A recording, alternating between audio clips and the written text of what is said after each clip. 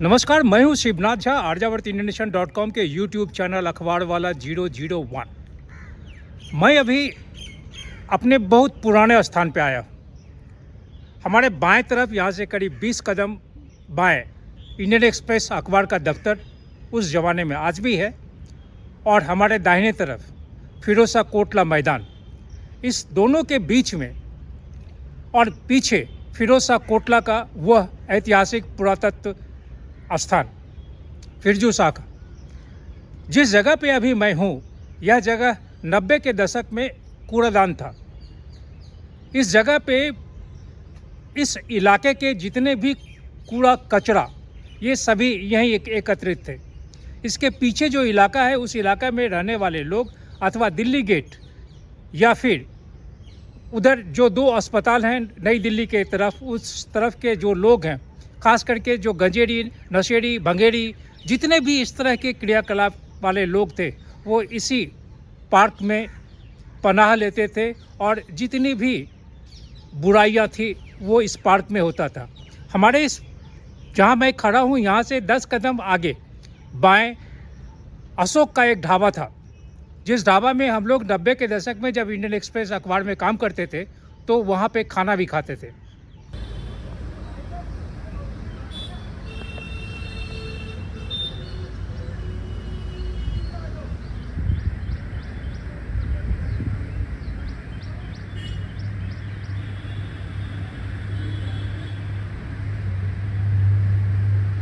आज अशोक का ढाबा नहीं है, लेकिन इंडियन एक्सप्रेस के सामने और बहादुर शाह जफर मार्ग के नीचे जो निचली सड़क है, उस सड़क पे हम लोगों के जो बहुत पुराने दो पान वाले थे, तिवारी जी और फिर बिरबल, आज भी हैं। या इस क्षेत्र में उस ज़माने के कुछ लोग आज भी बुजुर्ग हो गए हैं और यहाँ पे हैं। इस पार्क के बारे में वो जितना जानते हैं, शायद दिल्ली सल्तनत में या दिल्ली सरकार में या भारत सरकार के जो जितने भी मंत्रालय हैं, इस मंत्रालय में काम करने वाले कर्मचारी, अधिकारी, पदाधिकारी शायद इस पार्क के बारे में उतना नहीं जानते हैं। हमारे देश में दो चीज़ों का बहुत अधिक विपणन होता है, एक राष्ट्रभक्ति और दूसरा धर्म। धर्म के बाजार में मंदिर के नाम पे और बहुत तरह के जो प्रचार प्रसार होते हैं, उसके द्वारा हम लोगों की जो मानसिकता है उसे अपने बस में या वशीकरण करने के क्रम में उसका जो राजनीतिकरण होना चाहिए वो करते हैं और करते आए हैं, आगे भी होता रहेगा। जहाँ तक राष्ट्रभक्ति का सवाल है, इस देश में हर एक व्यक्ति राष्ट्रभक्त है, होना भी चाहिए। हमको अपने वतन से, अपने देश की मिट्टी से जितना प्रेम, स्नेह, आपाकता, प्यार होना चाहिए, उससे अधिक होना चाहिए। क्योंकि अगर राष्ट्र है तब हमारा वजूद है, अगर राष्ट्र नहीं है तो हमारा कोई वजूद नहीं है।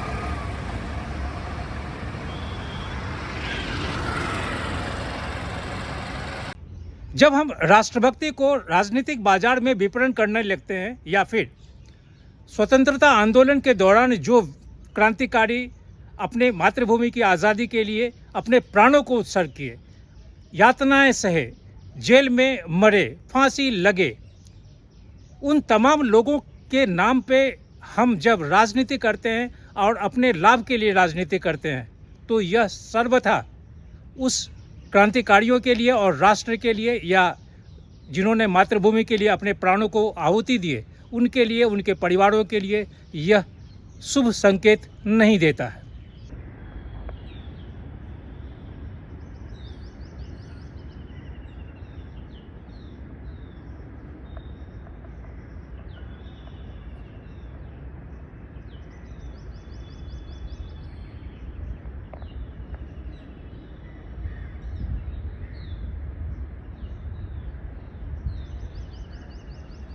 मैं यह बात इसलिए कर रहा हूँ कि पिछले 20-22 वर्षों में मैं भारत के स्वाधीनता संग्राम के जो क्रांतिकारी है, उन क्रांतिकारी खास करके जो अपने प्राण को आहुति दिए, फांसी पे लटके, जेल के यातनाओं को सहते सहते मरे, गोली के शिकार हुए, उनके जो आज के वंशज हैं, उन वंशजों को ढूंढ रहा हूँ।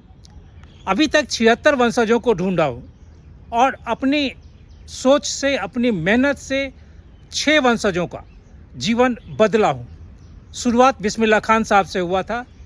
मैं हिंदुस्तान का शायद अकेला व्यक्ति होऊंगा, मैं, मेरी पत्नी अकेला या मेरे बच्चे, अकेला व्यक्ति, अकेला परिवार होंगे जो भारत रत्न उस्ताद बिस्मिल्लाह खान के मृत्यु 21 अगस्त 2006 को जब उनकी मृत्यु हुई और भारत का प्रतिष्ठित विश्वसनीय जो एजेंसी, समाचार एजेंसी है प्रेस ट्रस्ट ऑफ इंडिया, उन्होंने जो बिस्मिल्लाह खान साहब पे राष्ट्रीय जो उनका मृत्यु लेख है, उस मृत्यु लेख को जब लिखा, उसमें कम से कम 80 शब्द हमारे बारे में लिखा, हमारे कार्यों के बारे में लिखा, हम जो काम कर रहे थे उसके बारे में लिखा।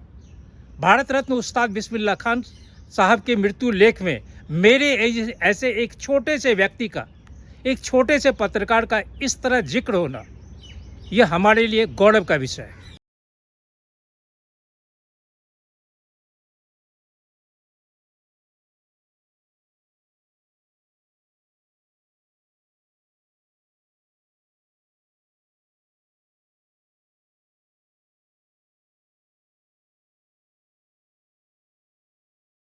इन विगत वर्षों में मैं जिन जिन लोगों से मिला, अपने कार्यों को दिखाया, तमाम लोगों के मन में राष्ट्र के प्रति वेदना और संवेदना नहीं है, यह मैं नहीं कहूँगा, लेकिन उससे अधिक वेदना और संवेदना उन्हें व्यवसाय और विपणन के माने में था। मैं जिस जगह पे खड़ा हूँ, यह जगह भी एक तरह से क्रांतिकारियों के नाम का बाजारीकरण या उनका विपणन।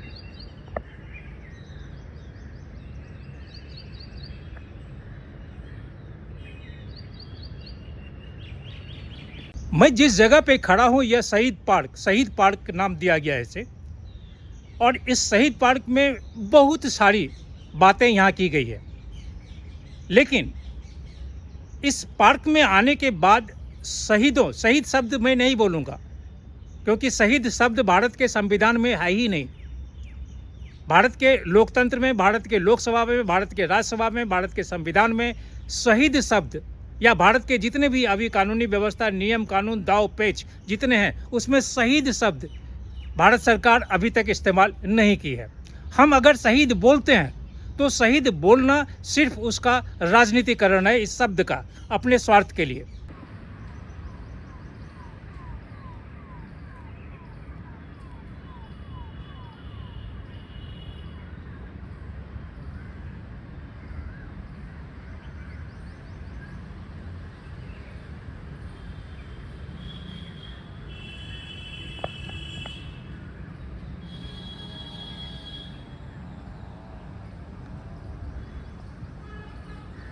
विगत दिनों जब दिल्ली में G20 की बैठक हुई थी, उस बैठक में अंतर्राष्ट्रीय स्तर के बड़े बड़े लोग आए थे। स्वाभाविक है कि उनके घूमने के लिए या उनको दिल्ली दर्शन कराने के लिए बहुत सारे जगह ढूंढने होंगे, बनाने होंगे। उसी बनाने के क्रम में यह शहीद पार्क बना था।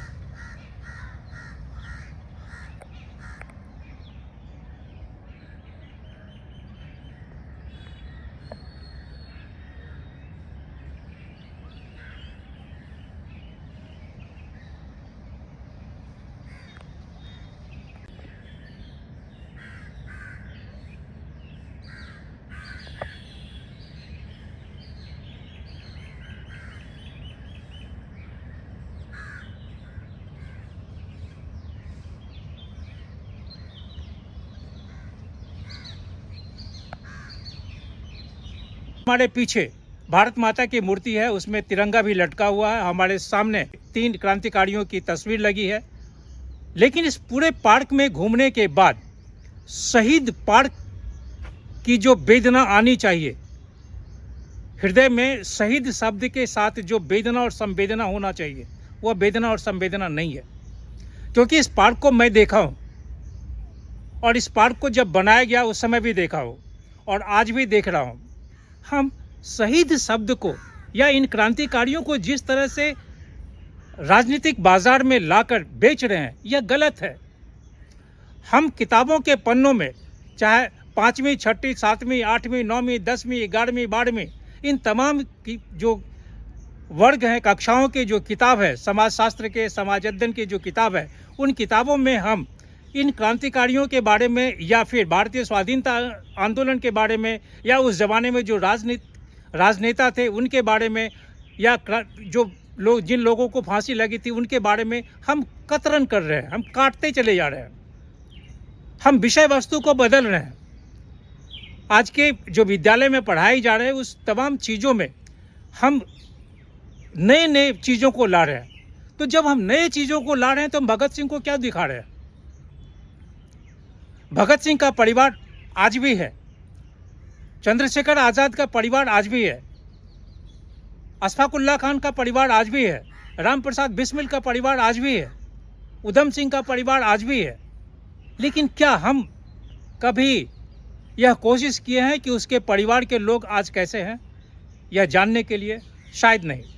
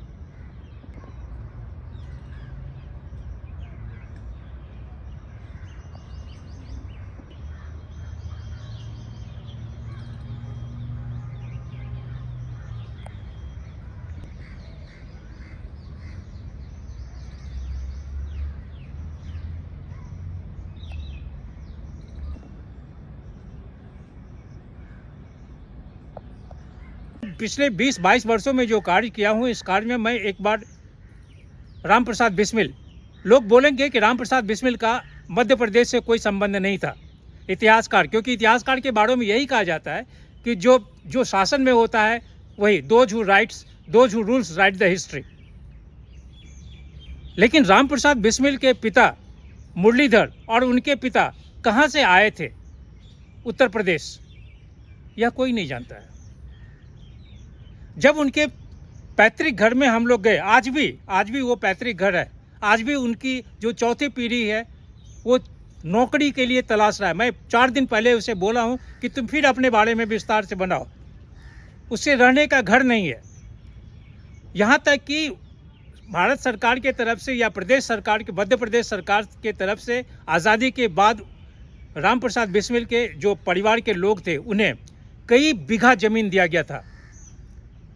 लेकिन परिवार अशिक्षित होने के कारण जो सरकारी दस्तावेज पे जो सरकारी क्रियाकलाप है वो नहीं कर सका और उसके कारण यह हुआ कि जो स्थानीय गुंडे या फिर जो राजनीतिक जो चालाक राजनेता लोग थे, सभी लोगों ने उस ज़मीन को हड़प लिया।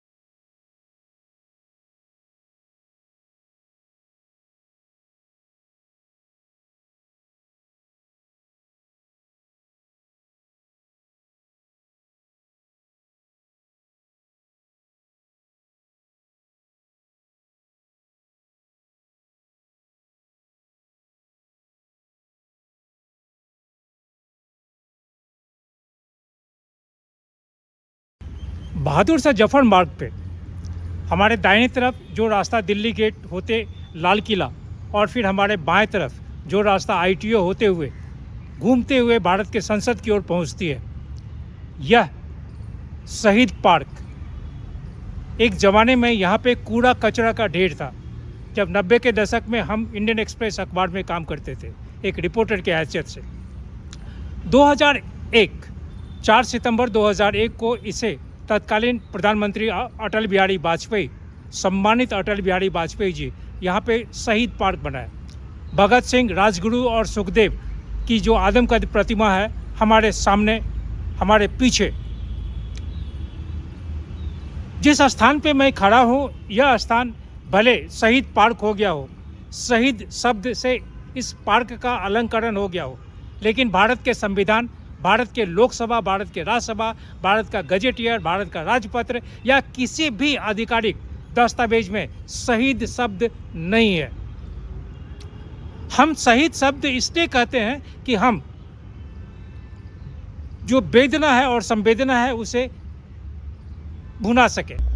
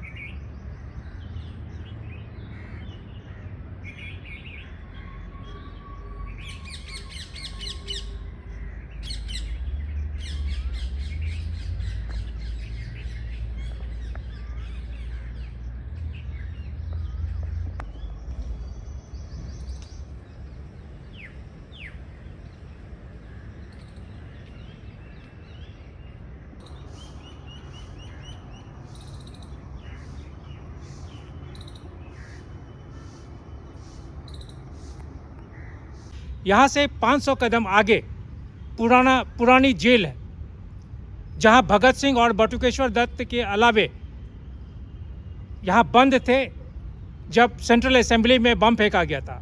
उसी पुरानी जेल में 13 लोगों को फांसी लगी। मैं दावे के साथ कह सकता हूँ कि दिल्ली शहर में रहने वाले लोग, दिल्ली शहर में या पूरे भारतवर्ष में जितने भी लोग हैं जो इस पार्क में आते होंगे, शहीद पार्क, पुरानी जेल को नहीं जानते होंगे, पुरानी जेल को देखे भी नहीं होंगे। वहाँ पे 13 क्रांतिकारियों को फांसी लगी। जिन क्रांतिकारियों को फांसी लगी, चाहे उसमें भगत सिंह हो, राजगुरु हो, सुखदेव हो, अशफाक उल्लाह खान हो या जितने भी लोग हैं, आज़ादी के 76 वर्ष बाद भी आज तक भारत सरकार के तरफ से, लोकसभा के तरफ से, संसद के तरफ से, गृह मंत्रालय के तरफ से, राजपत्र के तरफ जितने भी संवैधानिक नियम कानून लोग बैठे हैं, शहीद शब्द को इन क्रांतिकारियों के साथ नहीं जोड़े। ये दुर्भाग्य है।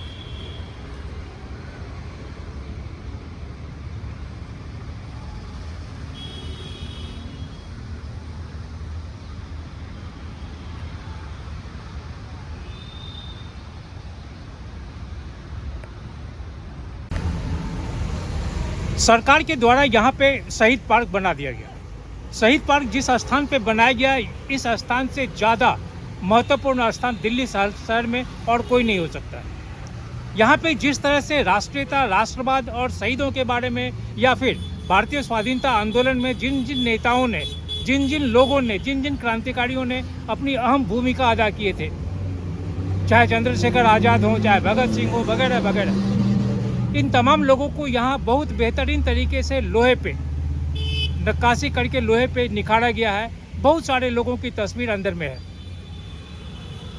करोड़ों करोड़ रुपया इस पे खर्च हुआ होगा। इसकी जो अवधि है वो आमतौर पे 10 वर्ष की है।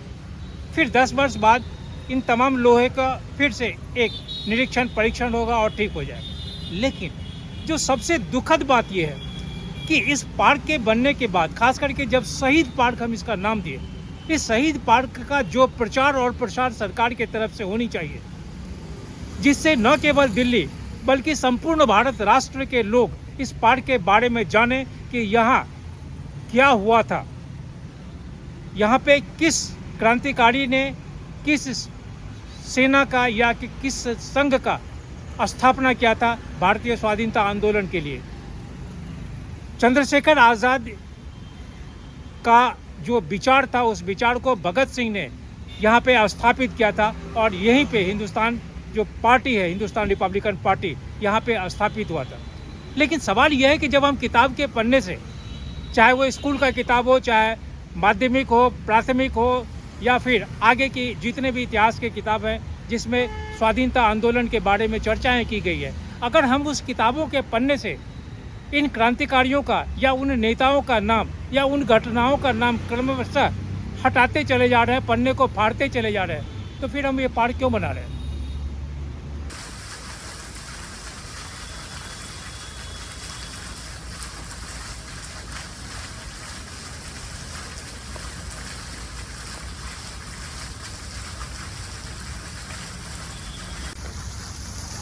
इस पार्क में जितने भी लोहे के सामान का उपयोग हुआ है, जिसमें मूर्तियां बनाई गई हैं, आपको जानकर आश्चर्य होगा कि इसमें सारी मूर्तियां स्क्रैप से बना है।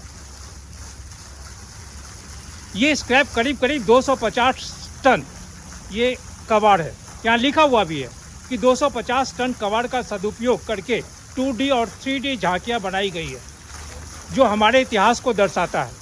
इस पार्क में मूर्तियों के निर्माण में विभिन्न कबाड़ और निष्कृत सामान जैसे बिजली के स्तंभ, लोहा, पाइप, पुराने truck, car, rubber tyre, cycle का पहिया, नट बोल्ट, बाइक का इंजन, तख्त, कूड़ेदान, ठेला गाड़ी, उद्यान जाली और रिक्शा आदि अन्य वस्तुओं का पुनः उपयोग कर ऊर्जावान कृतियाँ बनाई गई है। ये आकृतियाँ चेहरे के भाव को भी दर्शाती है। 18 दिव्यदर्शी कलाकार और करीब 700 श्रमिकों ने 6 महीने के कठिन परिश्रम से इस पार्क का निर्माण किया। यह पार्क तकरीबन 4.5 एकड़ क्षेत्र में फैले हुए पार्क में विविधतापूर्ण विशेषताएं और आकर्षण शामिल है और ये भारत का पहला उद्यान है जो हमारे तिरंगे की रोशनी से जगमगाता है।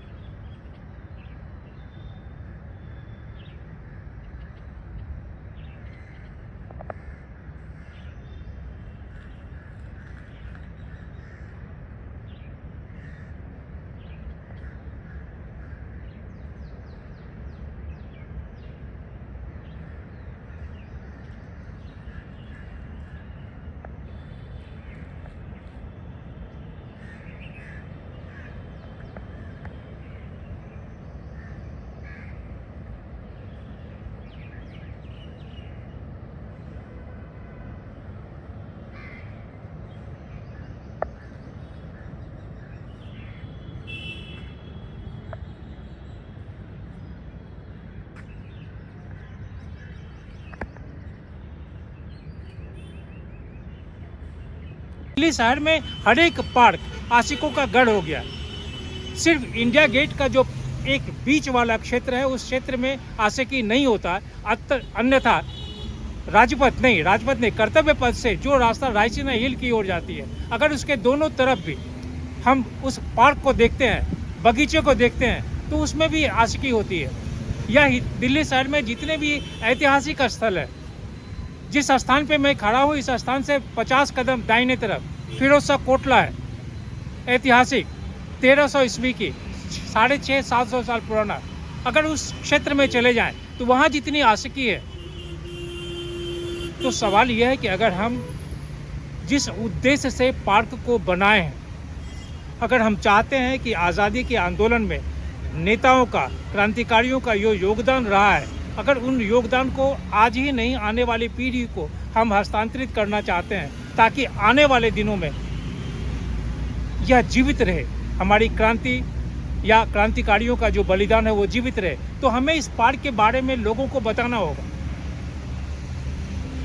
ऐसा नहीं कि इसको बताने के क्रम में एक अलग माफिया का इमरजेंस हो जाए जो सिर्फ पैसा कमाए, क्योंकि सरकारी क्षेत्र में काम करने वाले जितने भी ठेकेदार हैं सभी माफिया टाइप से हैं, सभी पैसा लेते हैं, लेकिन हकीकत ये है कि जो होना चाहिए वो नहीं हो पाता।